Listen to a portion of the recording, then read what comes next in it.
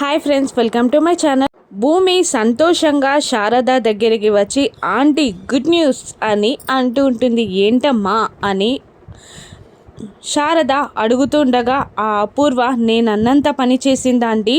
నేను శరత్ చంద్ర గారి కూతుర్నని DNA report వస్తుంది కదా, ఆ రిపోర్ట్ మార్చడానికి డాక్టర్ జయచంద్ర దగ్గరికి వెళ్ళి బెదిరించిందంట రిపోర్ట్ మార్చమని. కానీ తను చాలా స్ట్రిక్ట్ కదా ఆంటీ, మార్చనని చెప్పేశాడంట.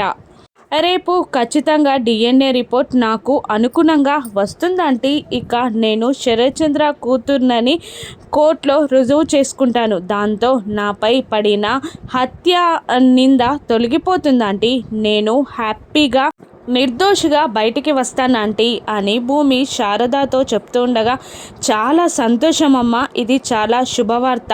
నువ్వు జైలు నుండి కేసు నుండి బయటపడడం నిజంగా శుభవార్తమ్మా అని అంటూ ఉంటుంది శారద.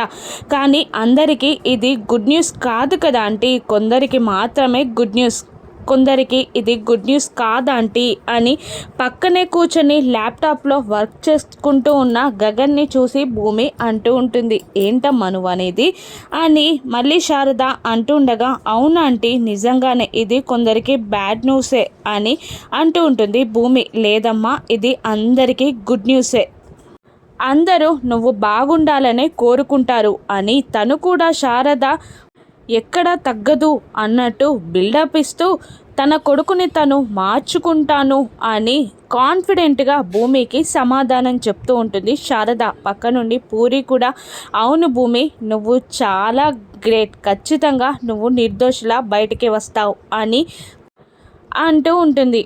కానీ గగన్ మాత్రం ఆలోచనలో ఉండిపోతాడు. నేను శరత్ చంద్ర గారి కూతుర్నని రుజువు చేసుకుంటాను అన్న మాటలు పట్టించుకొని బాధపడుతూ ఉంటాడు గగన్. కానీ రౌడీలు వెళ్ళి ఆ డాక్టర్ పిల్లల్ని చంపేస్తానని బెదిరించిన విషయం భూమికి తెలియదు. ఇక కోర్టులో డిఎన్ఏ రిపోర్ట్ ఎలా రానుంది? శరత్ చంద్ర గారి కూతుర్నని భూమి నిజంగా రుజువు చేసుకోగలదా? సిరిమువ్వే ఈ భూమి అని గగన్ ఎప్పుడు తెలుసుకుంటాడో రాను ఎపిసోడ్స్లో చూద్దాం. Thank you for watching.